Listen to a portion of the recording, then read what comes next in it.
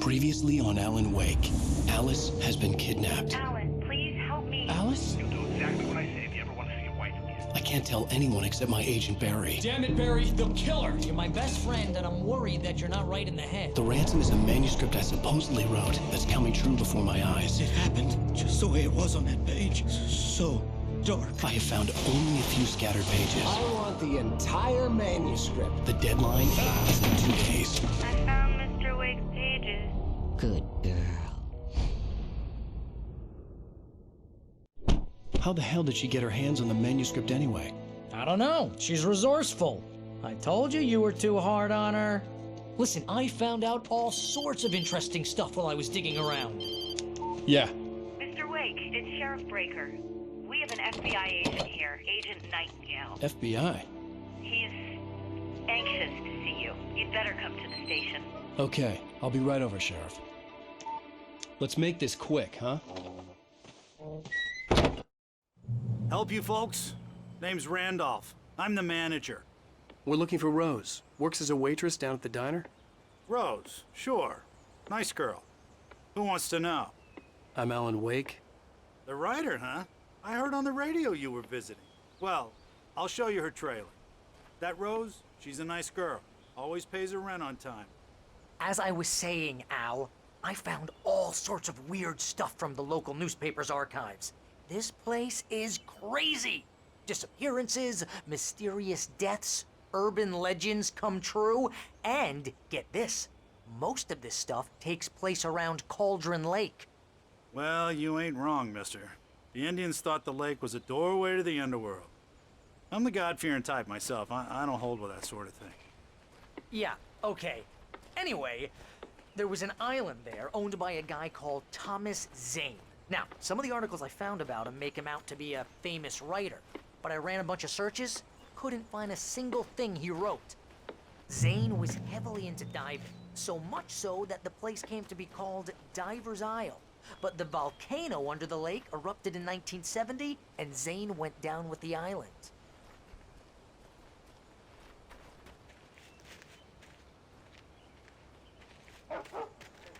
Yeah, how about that? It was there in the morning, as if it had fallen from the sky. But it would take a tornado to lift something like that. We're damn lucky it didn't crush any of the trailers. Come on, mister. I'll take you to Rose's trailer.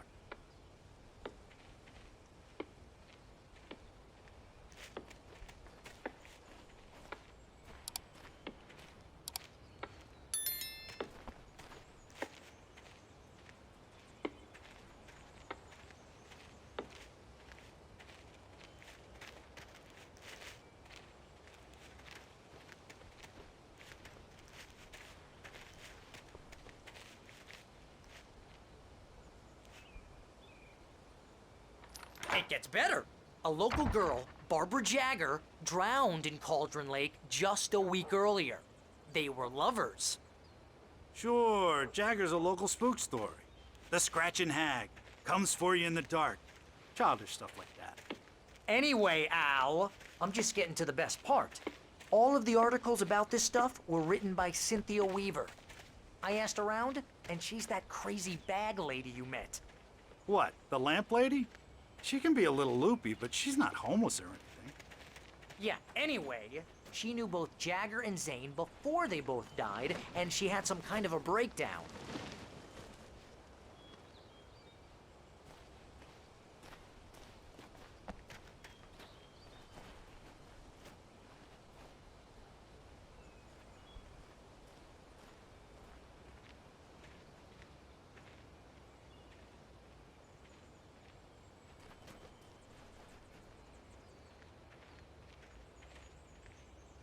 Well, mister, this here's Rose's trailer.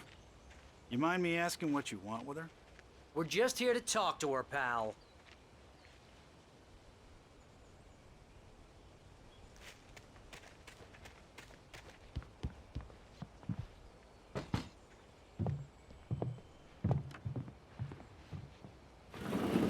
Welcome to... Oh dear, Mr. Wake. I'm so glad you're here. Rose, you have my manuscript? Oh, Oh, yes. Yes. Please, come in. Hey, this is really good. Rose, Yes, my manuscript. I really need it. I understand. I know what you need. A muse to inspire you. Oh, for Barry. She doesn't have anything. Yeah, hey, Al? Al, what's... Oh... Barry! What? What?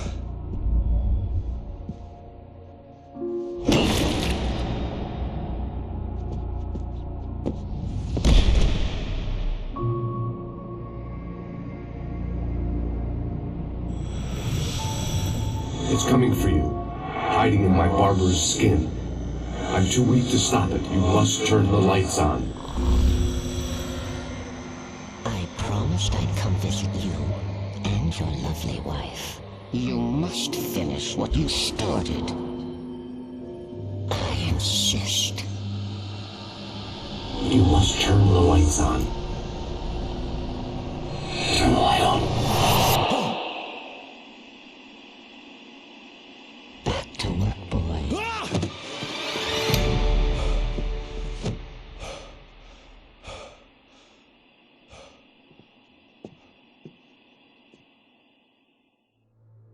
I felt nauseous, hungover. Only anger kept me going. I can't tell reality from dream anymore, but it seems I have an imaginary editor to help me. She's an old woman in a funeral dress. I call her Barbara Jacker. She's very strict. I'm writing faster and faster. My manuscript is being heavily revised. The edits are getting very aggressive, and each day there's less of me and more of her. I hate it, but I know she's right. She promises me I can save Alice this way. She knows more of this than I do. About the complex incantation I'm attempting. About this place. She's worked with another writer under similar circumstances, Thomas Zane. The genre of the story seems to be shifting. It's turning into a horror story. I'm getting close. I can feel it.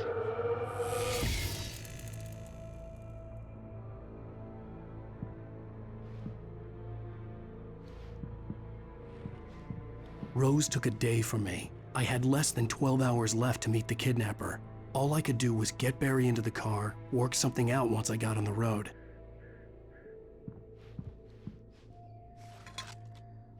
Welcome to the Oh Dear Diner. What can I get you today? Coffee? I couldn't work up much hate for Rose. Something had used her to get to me and left its mark. First refill is free. Milk and sugar on the counter there. Would you like to hear today's specials? Thank you. A nice day. Come back soon. My gun and flashlight were gone. I'd have to find a way to get Barry into the car as quickly as possible. There was no time to waste. Mr. Randolph liked Rose. That little smile she had. How she was still sweet when life had tried so hard to make her bitter. It wasn't any of his business what she did in her trailer. But those strangers, the writer and his smart-ass sidekick, looked like trouble. And they'd been in there for hours, way past her normal bedtime. He reached for the phone and called the sheriff's station.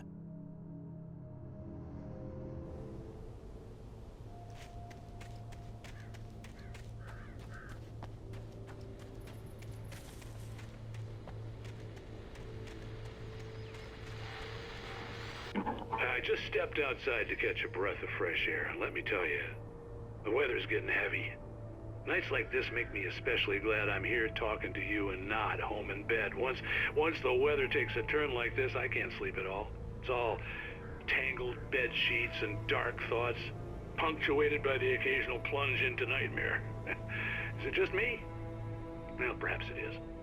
But I hope I can make the night a little bit easier to get through. Caller, you're on KBF FM. Hey, hi, it's Walt Snyder.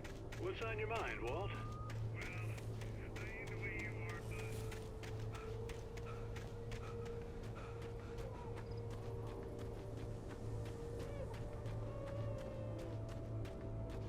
Oh, you're gonna get it now.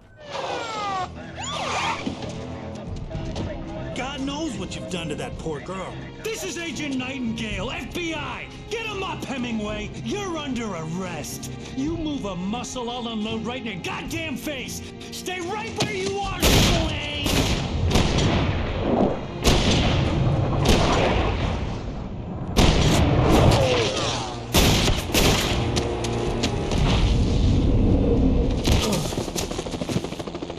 What are you? I'm standing right here, you goddamn maniac!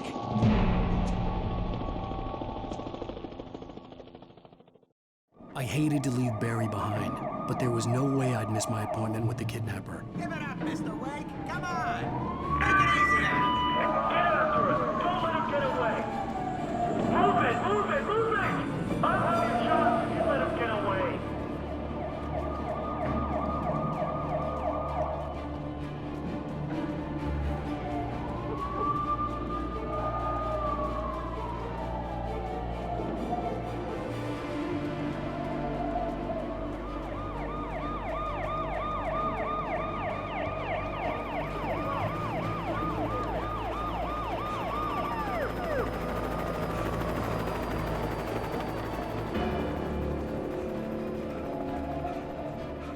Stop running! Please! Okay, men. Keep your eyes peeled. He's gonna try to make it through here. Oh, damn. Where is he?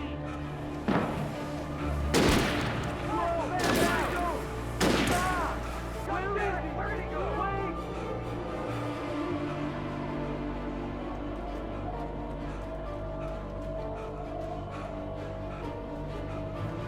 God damn it! Where did he go?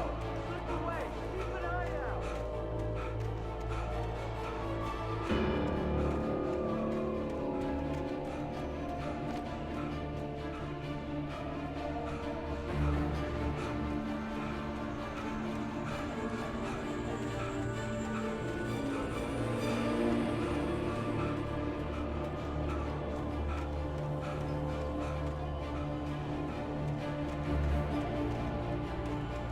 He's gone! Come on, guys! We need to head him off!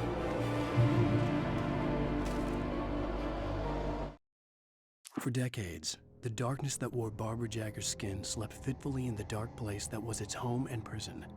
It was hungry and in pain. It dreamed of its nights of glory when the poet's writing had called it from the depths and given it a brief, terrible taste of power and freedom. The rock stars had stirred it from the deep sleep the poet had sunk it back to in the end.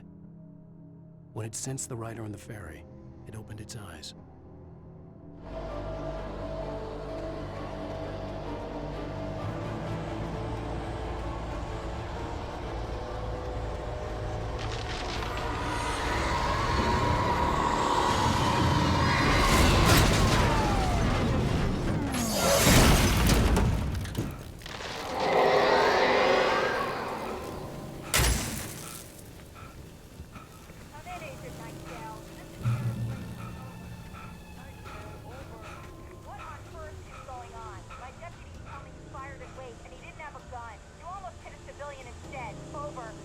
Sheriff, Wake's running. I'm giving chase. I don't have time for this. Well, make the time. You can't just go shooting at people in my town. Over. I'm a federal agent pursuing a fugitive. You want to discuss my methods, Sheriff? Make an appointment. Over. You stay right where you are, Agent Nightingale. I'm on my way. Out. The suspect from last night is running away.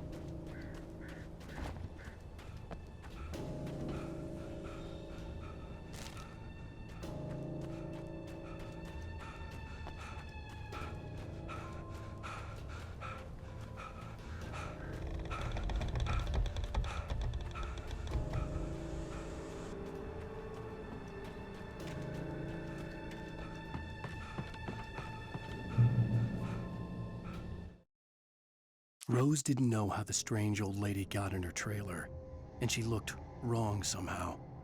The woman showed her teeth in an approximation of a smile and traced a finger down Rose's cheek. "Pretty girl," she said. Rose felt as if she was falling asleep, but her knees didn't buckle. The crone spoke in a whisper, her words ice cold and dark in Rose's ear.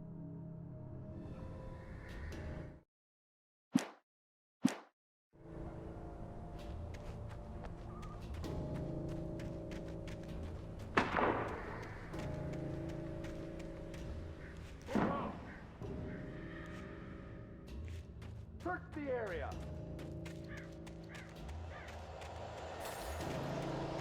Stay sharp. This way. Over here.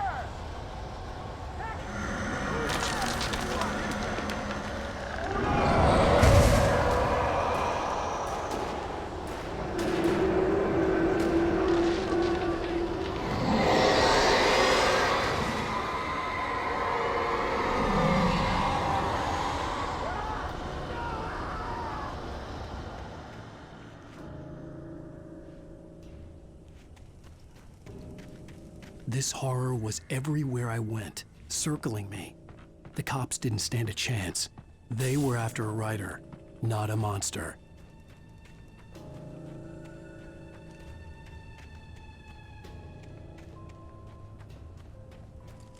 Sheriff Baker, this is Agent Nightingale. I've lost contact with most of the men you assigned to me. It's Wake's doing. Wait, are you seriously telling me that geek writer just took out my deputies? Are you kidding? I mean, have you seen this guy? He wears a tweed jacket. Over. He's the guy we're chasing. If it's not him, who then? Bigfoot? Over. I don't know yet, but I'm not in the habit of jumping to conclusions. That tends to come back and bite you in the ass. Out.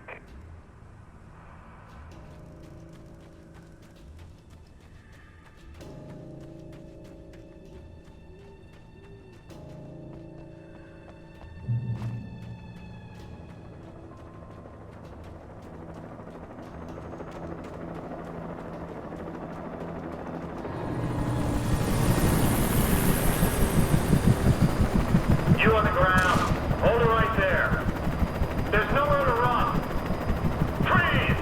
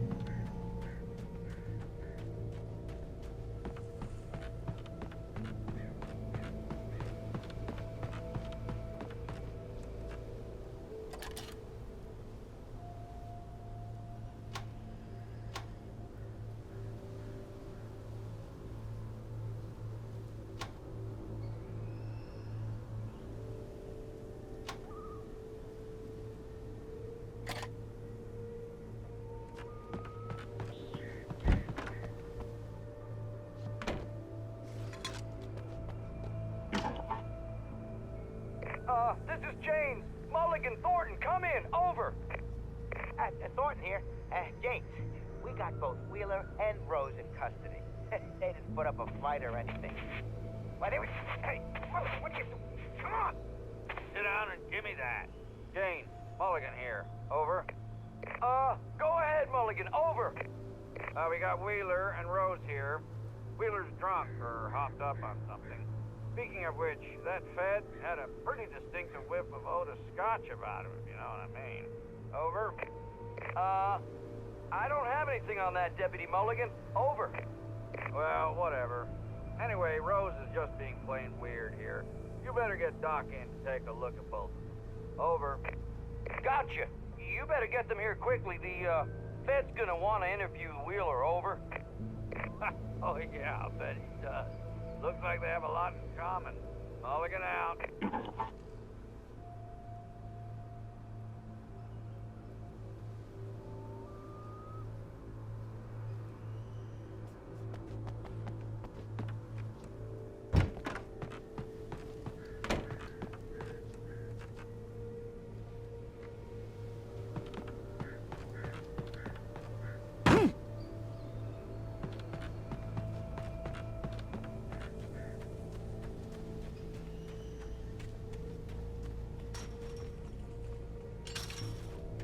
I imagined that the broadcast tower in the distance was part of the local radio station. Maine seemed like a decent guy. Perhaps he could give me directions to the coal mine.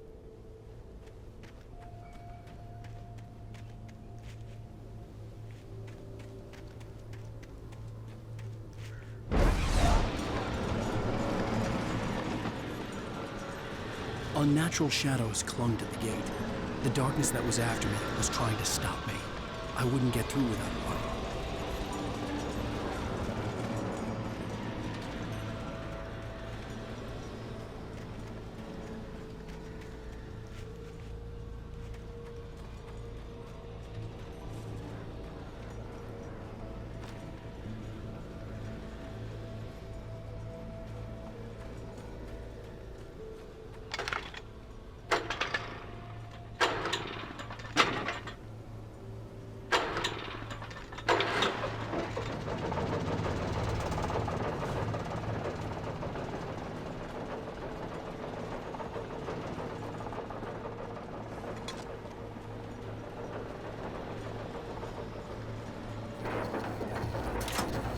The old generator conked out.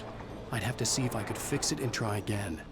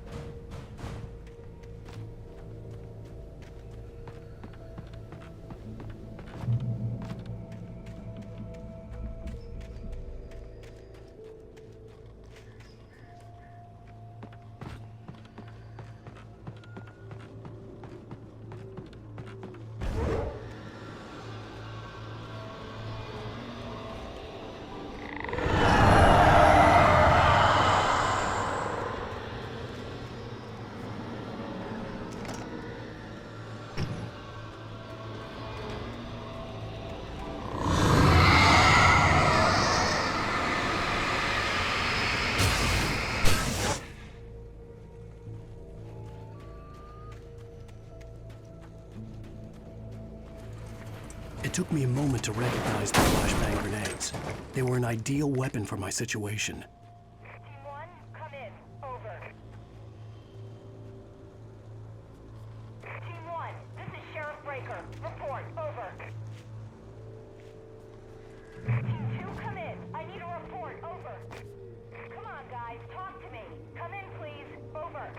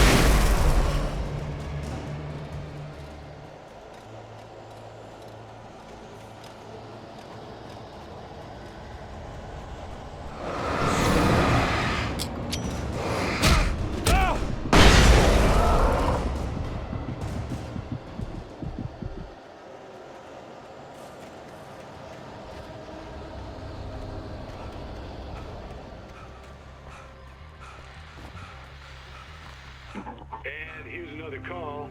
You're on KBFFM with Pat Maine. It's Milt Peabody, Pat. What's on your mind, Milt? Well, I live near the trailer park, Pat, and there's a big ruckus going on over there. Well, that's just up the road from me, too. What's going on, do you know? I don't know, but there's a bunch of police cars there, lots of sirens, a helicopter buzzing around, and I think I heard some gunshots. Gunshots? Yes, sir, like from a pistol. So can you find out what's going on? Because it's just next door and they're popping off guns there. They're still shooting? No, it was maybe 10, 15 minutes ago. It sounds serious, Pat. I'm telling you, it don't sound like no party. Well, I'm certainly going to give the station a call, Milt. Okay. You'll hear it here as soon as I hear from them. Okay, thanks.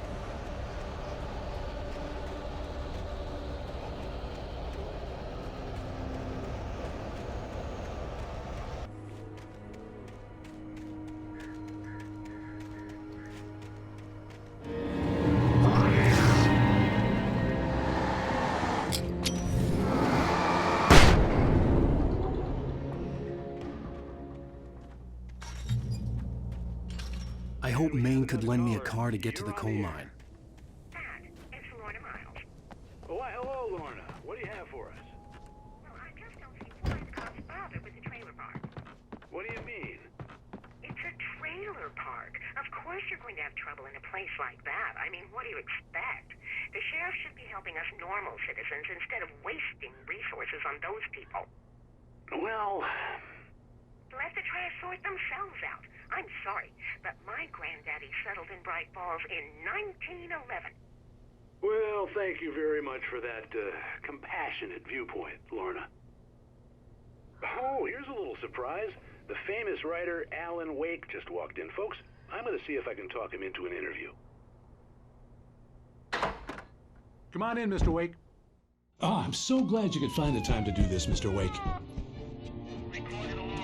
Nowhere to run now, Dan Brown. You back away from me. Don't hurt. Whoa. Everyone calm down. Put the gun down. We're all friends here, right? Cool your jets, Nightingale. We got him.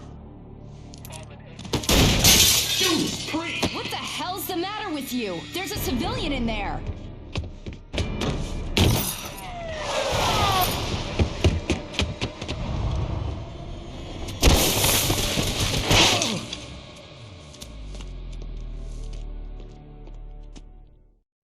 I'll get you yet, even if it kills me. You hear me? You hear me, H.P. Lovecraft? I had fallen off so many cliffs it was ridiculous. That's what you get for naming a book The Sudden Stop. It was probably good I hadn't had the chance to tell Maine where I was going. I'd have to lose the cops and find my own way to the mine.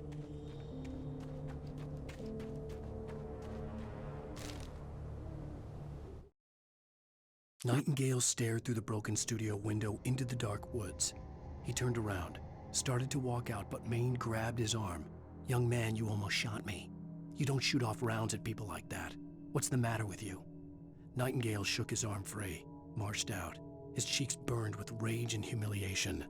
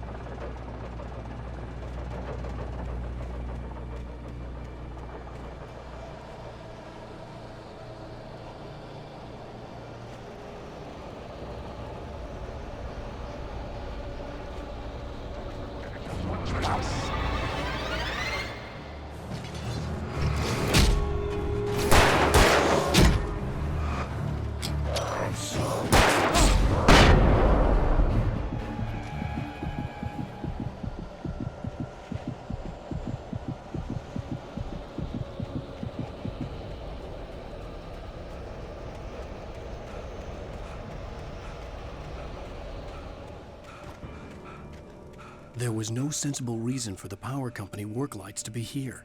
It was almost as if they'd been left for someone like me to use.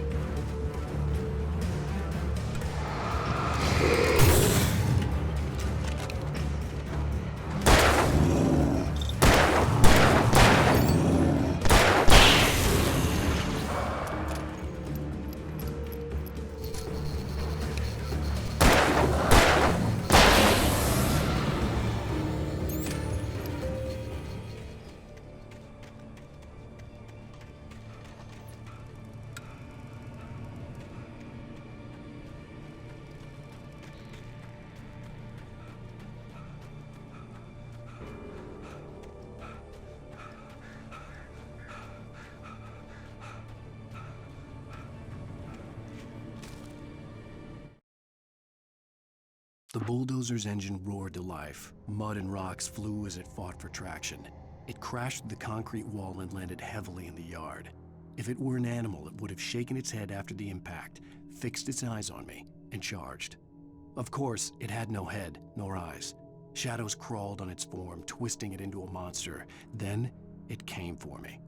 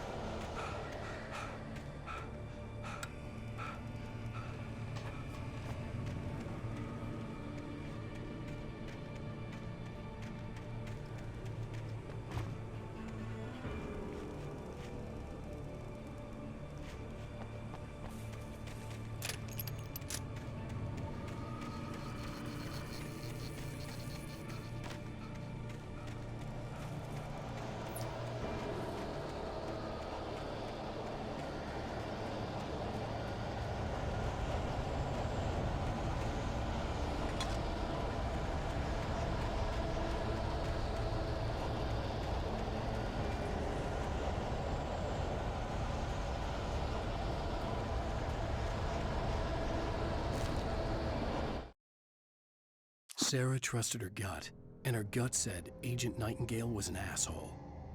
He felt wrong, and it wasn't just the smell of stale booze. It was in the way he flashed his badge, pulled rank, the look in his eyes when he wanted answers. Where was Alan Wake? What was this about an accident? Where was his wife? And most importantly, why did she let Wake go? He wouldn't answer her questions. Federal business was all he'd say.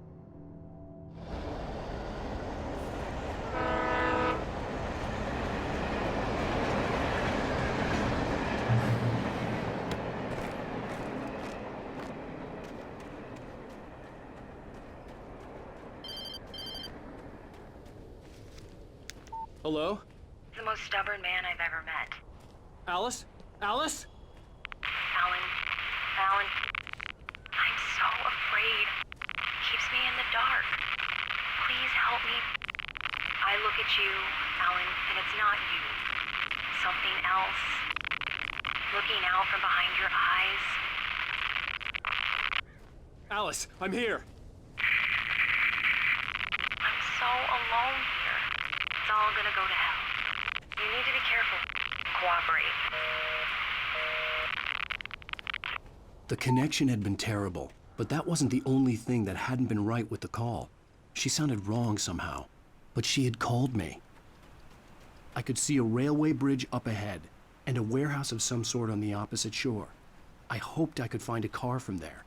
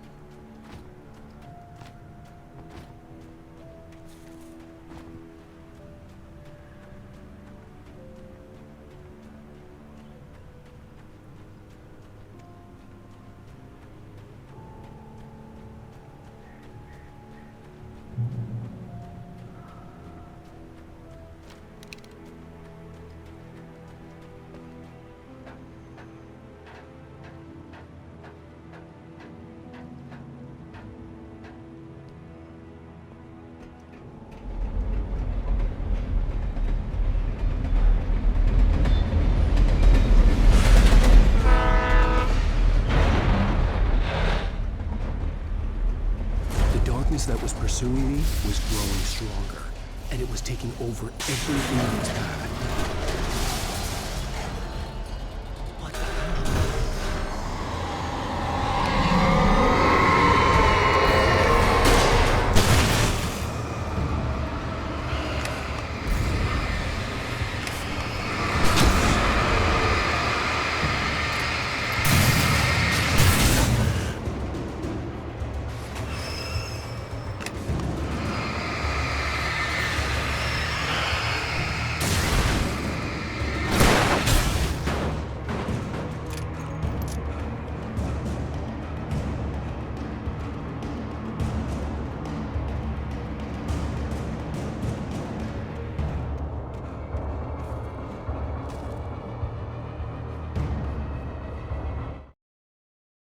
The pipe wrenched itself loose from the bridge's steel framework.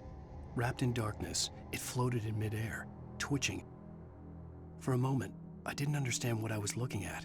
The heavy object lurched at me with impossible force. I threw myself out of the way, but just barely.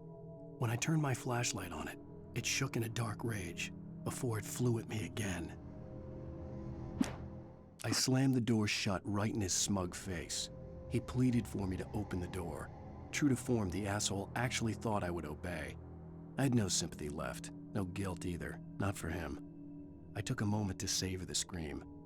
I bet I had a smile on my face. It was all that I had time for. The dark presence was inside the lodge with me.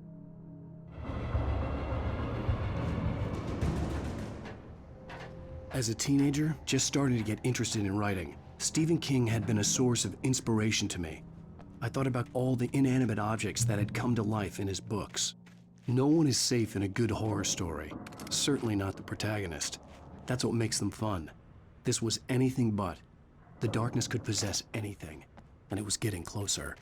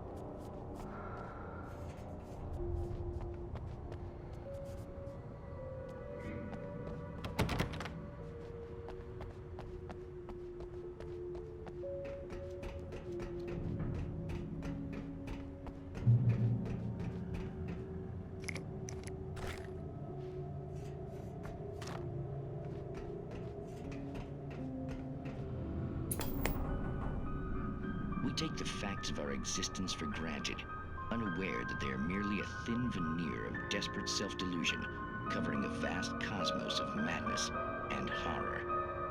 All too often, the stars are right. In Night Springs. Tonight's episode, a family occasion. Journalist Alvin Derlis' trip to study the local customs of an insular community in Night Springs has been less than successful. Until tonight. Well, I'm glad you changed your minds about this. Ancient customs, local mythology. My editor loves this kind of stuff. Well, Mr. Derlith, we don't want to feel like we're on exhibition. But you have demonstrated the seriousness of your intent. Oh, I am serious. Really, just do your thing. I'll stay out of your way and observe. Actually, I thought you could assist us. I'm afraid we are a man short. It would provide you with an intimate perspective. Could I really? Of course, Mr. Derlith. Well, I guess that's the least What would I have to do? Oh, here. Let me show you with a kiss.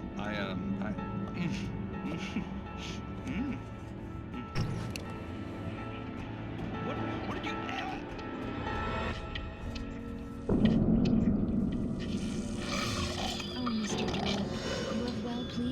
Tapurka, the dweller in flesh. Your body shall host his 1,000 young, and all shall be glory.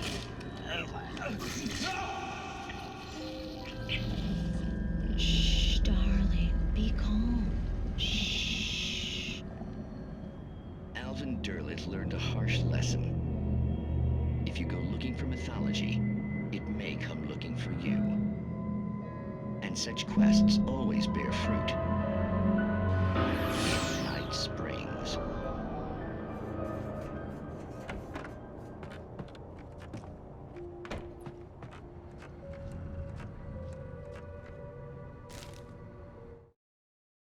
The darkness surged towards me, sucking everything loose from the ground into its depths, tugging at my clothes.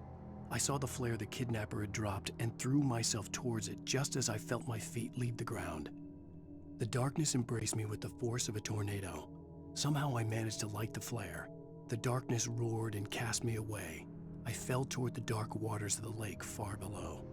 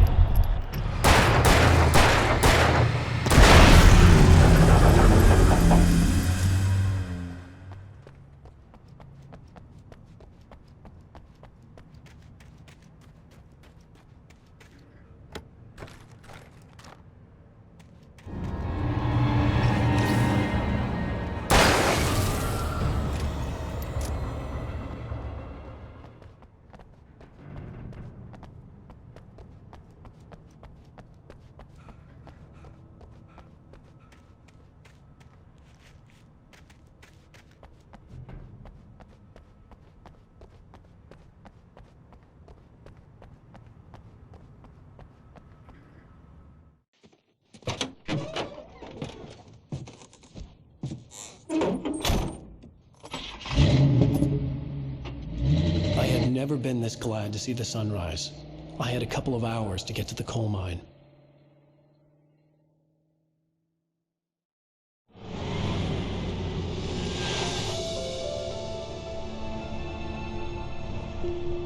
The coal mine wasn't far now.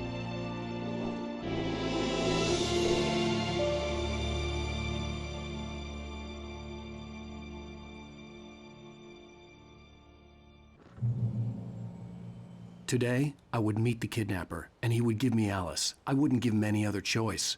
A drowning man will clutch at a straw.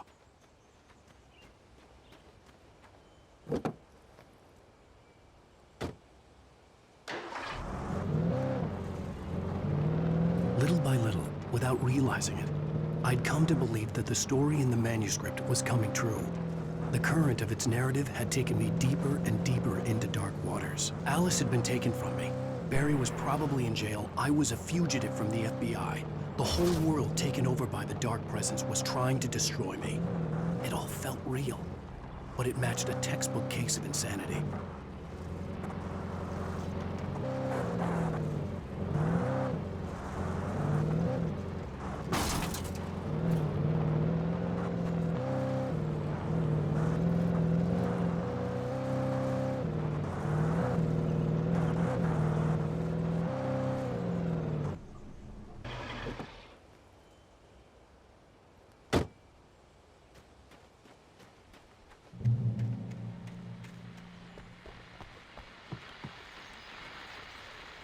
This is Pat Main, and you're listening to KBF-FM. Folks, I want to apologize for kind of abandoning you to that looping music track last night, but I was detained.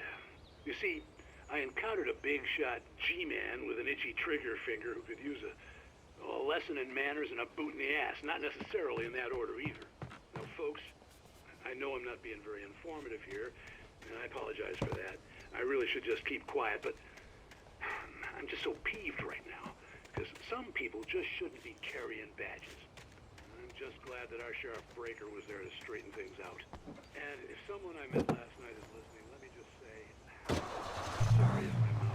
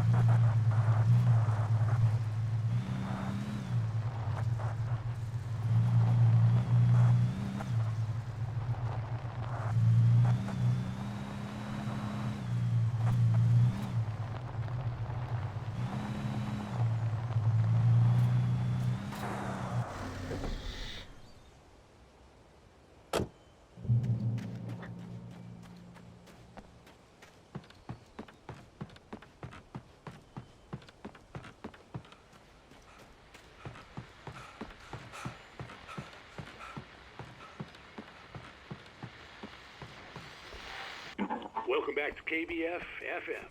Hope you enjoyed that tune.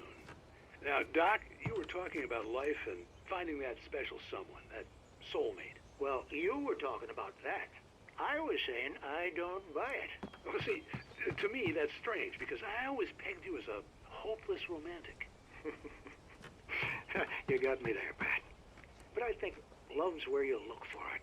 And you need to do a lot of looking, sure. But the idea that there's that one special person out there for you, and if you miss that chance, it's gone forever, and you're forever incomplete. I mean, isn't that depressing? Or, heck, childish even? There's plenty of fish in the sea. And apparently a fisherman has a fishing analogy for everything, but what you're saying, isn't that a little harsh? Well, no. What I am saying is that your potential for finding that connection isn't limited to what's essentially a chance encounter. How is that harsh? Yeah, well, I guess that's a nice thought, but let me say something personal here. Okay. Now, well, I don't disagree with you exactly, but I can't really fit that together with what I feel, what I felt for someone, because she was the one. She was. And I let her drift away from me. Maybe I didn't put in the work, I don't know, but well, since then, and it was a long time ago, but since then, there hasn't been anyone.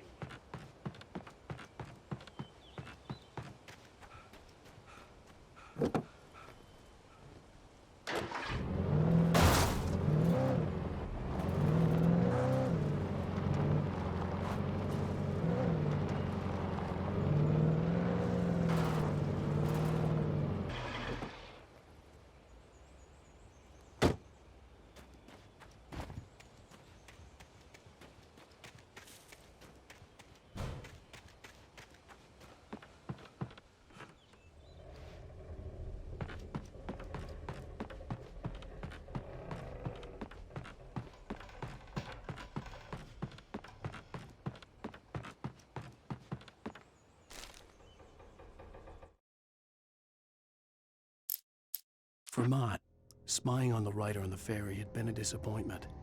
His boss had made Wake out to be something special, but Mott hadn't been impressed. He'd gotten a good long look at the wife, though, and he liked what he saw. Mott had fantasized about goading Wake into a fight, but it hadn't happened. Still, he'd get his chance to see if the writer had anything in him. He'd been promised as much. Something.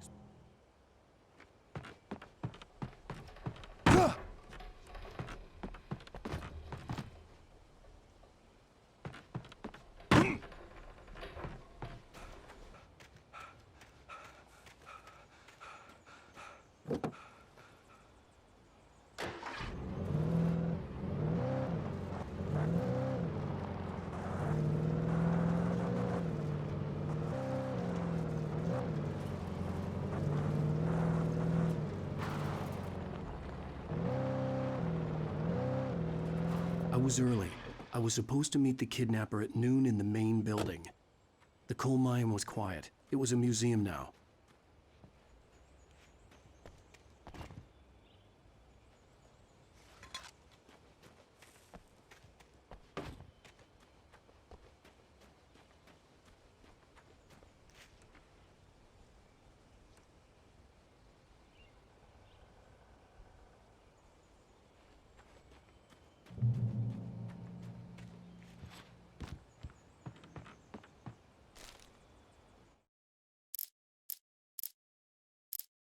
With Nightingale gone and the night wind blowing in through the broken studio window, Maine stared at Sarah. The sheriff looked away. Maine's voice shook with barely controlled anger. That boy's doing more drinking than thinking. I hope you know what you're doing, Sarah. He's got a sickness in his eyes. You take my word for it. He wants Wake for a reason, and it's not for anything good.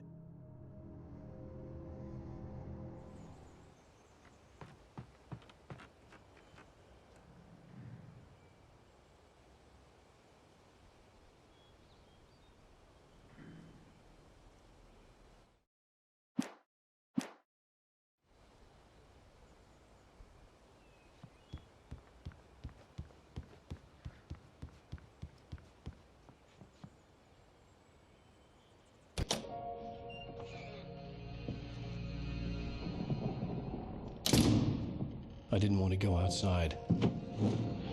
Cops had to be looking for me. The noon sun turned the place into a sauna. The day dragged on.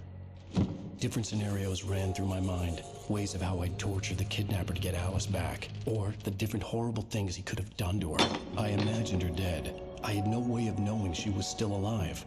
It was killing me. I was running on blind hope. It was all a waste of time. The bastard never showed up.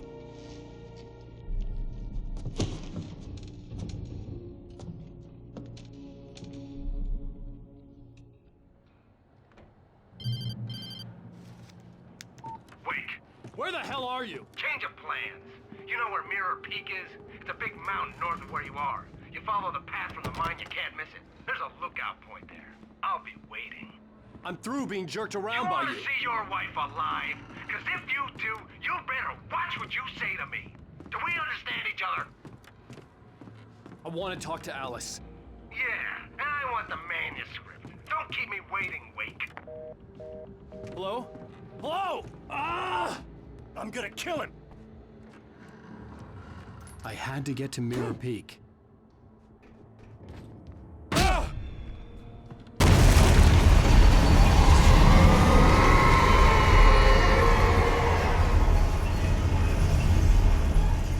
It was close, maybe closer than ever before.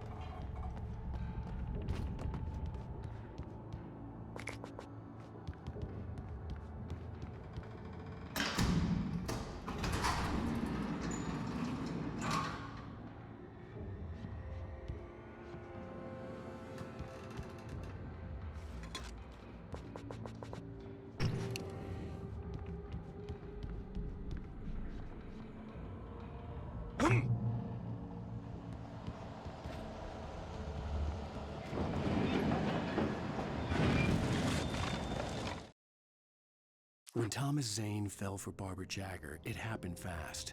She was young, vibrant, and beautiful, full of life. He had never been a very happy man, and without any seeming effort, she had changed all that. Zane felt good for the first time in his life. Everything she did was another piece of a jigsaw puzzle he hadn't even known he'd been missing. And best of all, she made the words flow, strong and sharp. She was his muse.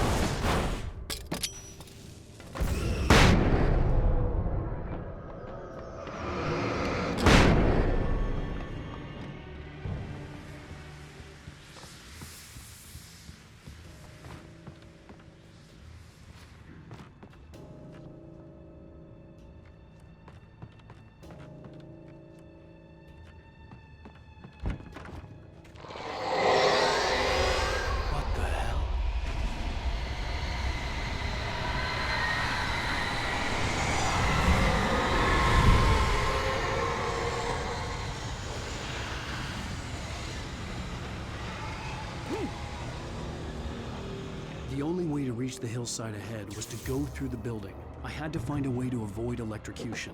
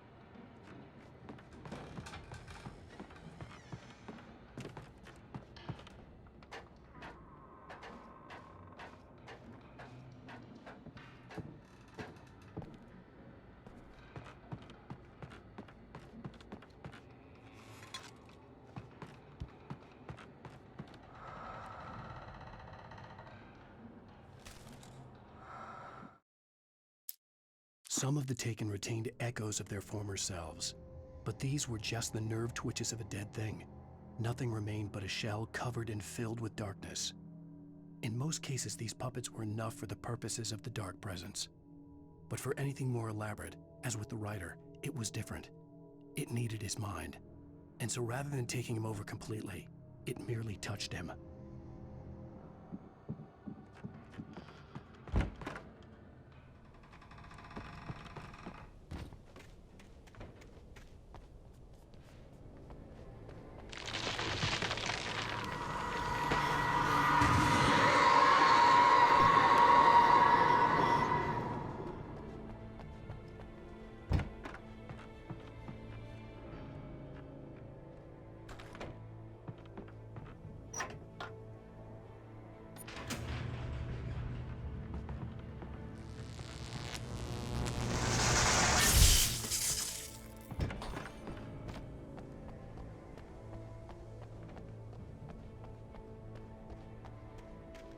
There was no way the flashbang grenades were standard power company equipment.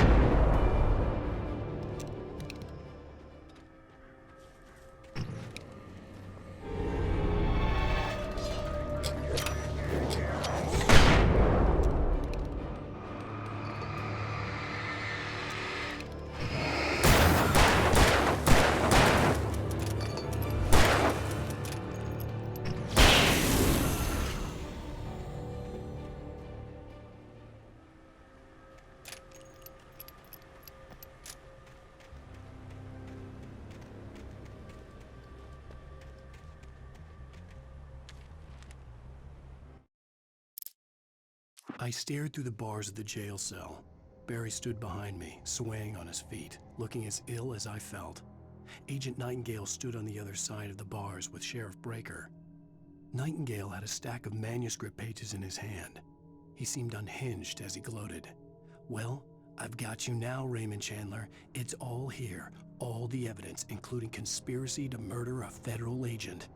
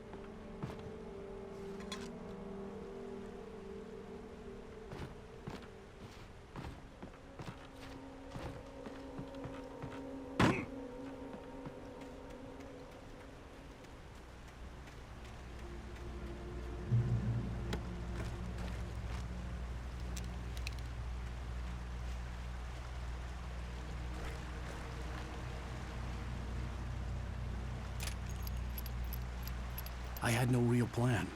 I was going to give the kidnapper all the manuscript pages I had for Alice. If that wasn't enough, I'd hold him at gunpoint and make him talk.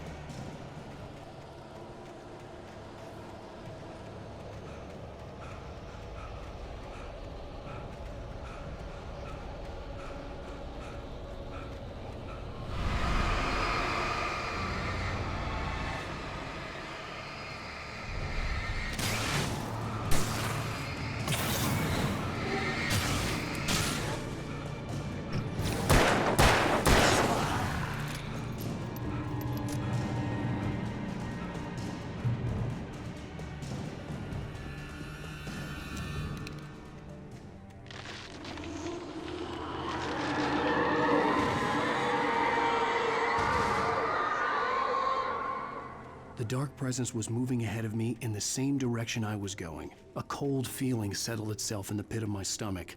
Was it going for Alice?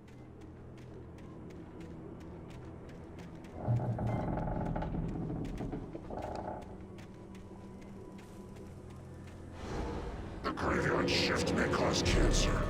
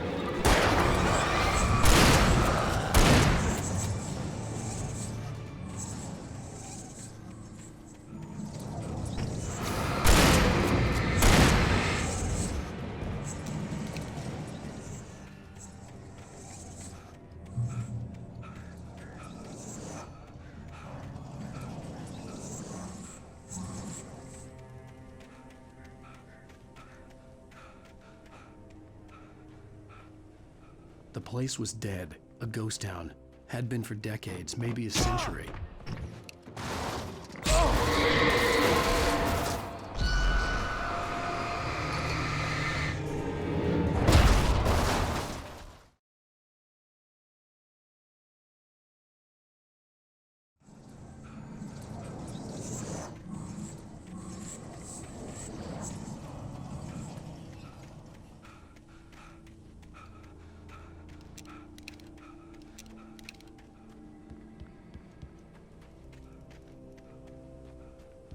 The place was dead, a ghost town.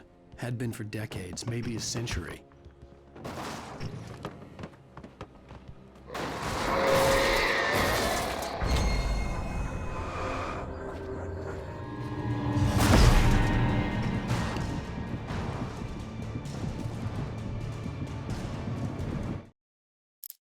Things were never as simple in real life as in fiction. I had lost count of the times I had wished there'd be a clear reason for my writer's block. Something to fight, something to lash out on. There wasn't. I was filled with doubt. I was nothing like the hero in my books. Alex Casey had gone through his life with single-minded determination, never wavering from his goal. Even now, I was angry at myself, angry at Alice, angry at Barry. I was fumbling and I had no plan.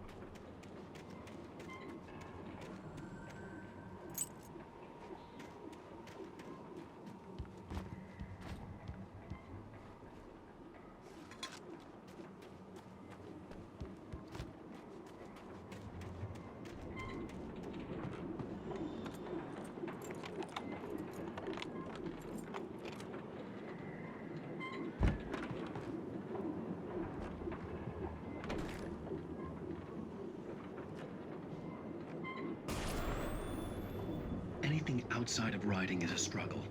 I feel ill. I managed to make my way downstairs. There's a shoebox filled with books and papers by Thomas Zane. It's very hard to focus, but I managed to read some of it. He's a poet, and a good one. He writes of muses and creators summoning fabulous things from a magic lake, using his powers to shape the world of a realm of gods and dreams and demons, dark things that wait for a chance to slip through, wearing the flesh of men as disguise. Zane writes about himself, his girlfriend being taken over by a dark presence, about growing scared of the lake. Zane believes it's a mirror to the gaping void of darkness above, where some Lovecraftian presence lurks. I crawl back upstairs. I'll borrow these things for my story. They ring true. They fit.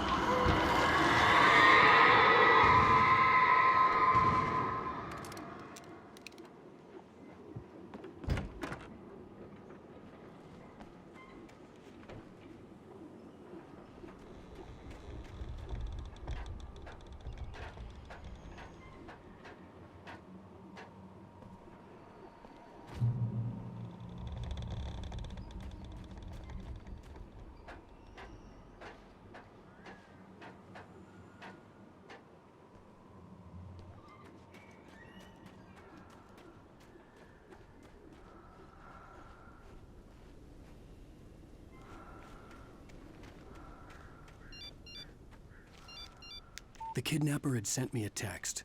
The message was full of spelling errors and insults. It was telling me to hurry up.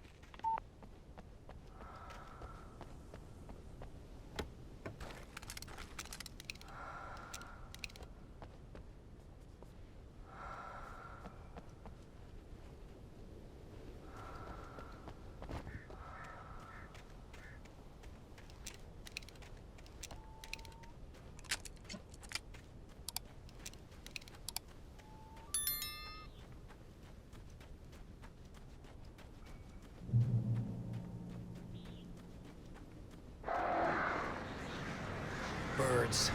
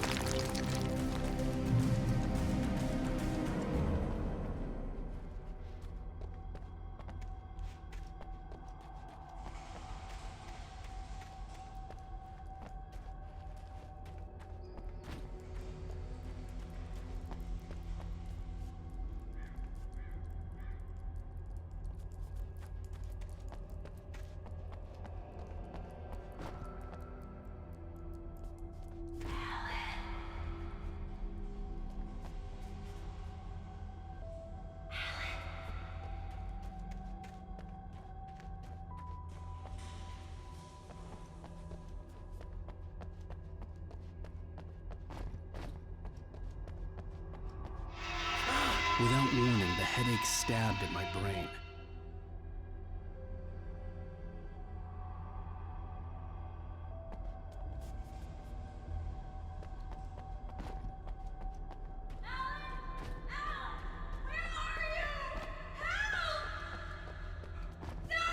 Alice? Alice?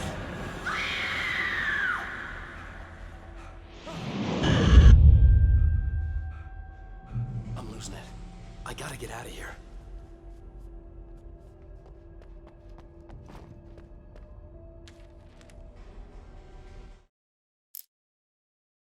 The hunters were big, thick-set men, confident and at home in the woods. They were feeling good, running on beer, ghost stories, and camaraderie late into the night.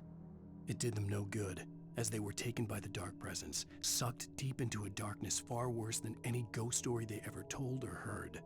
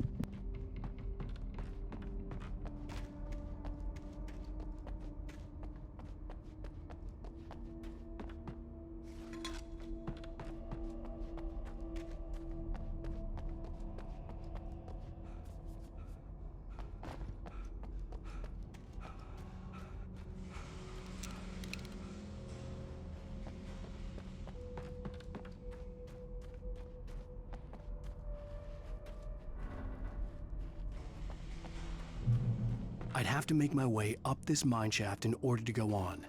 Maybe the machinery could help me with that.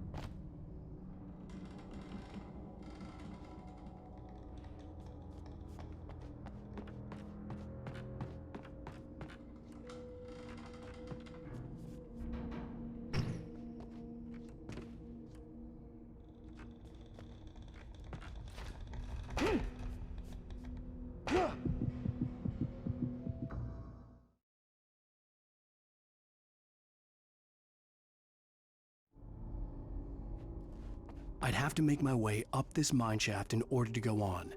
Maybe the machinery could help me with that.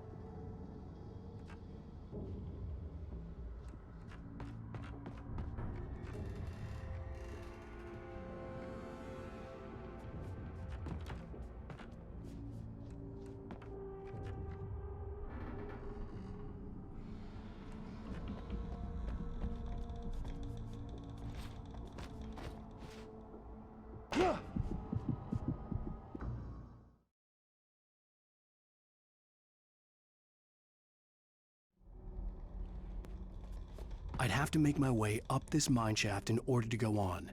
Maybe the machinery could help me with that.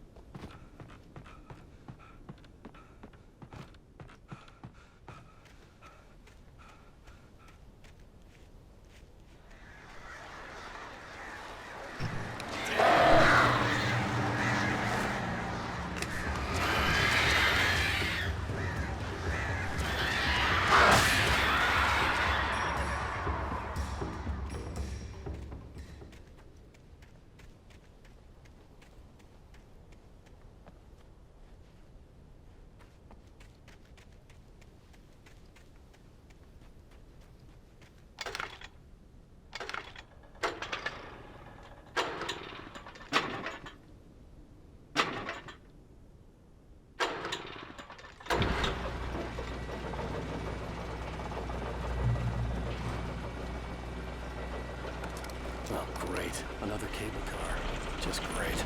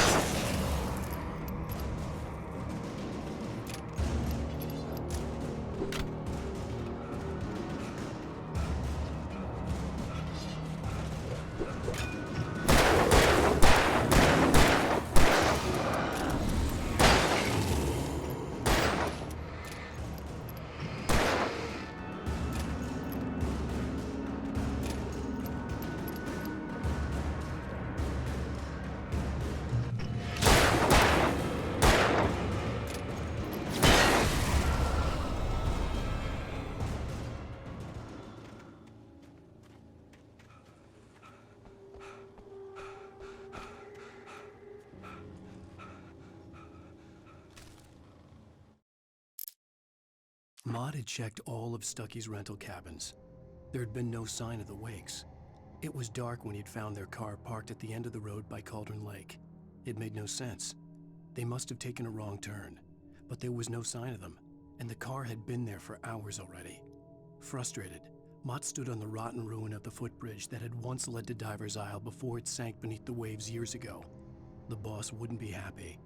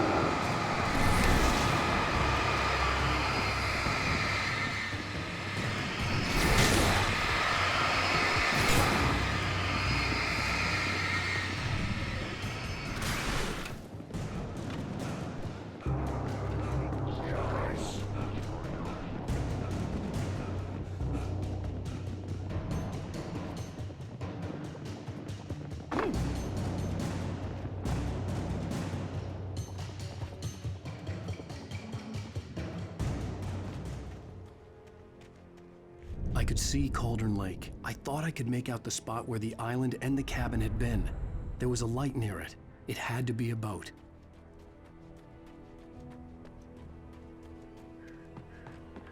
I was close now. I had to get there fast. I dreaded what I would find. Wait! Are you? Wait! Hey, I'm here! I'm coming! No! Get away! Sorry. Please, wait! The boss didn't know who he was messing with. I didn't know. I swear I didn't know. We don't have his wife. We don't know where she is. She's probably drowned. We just said we had her to make...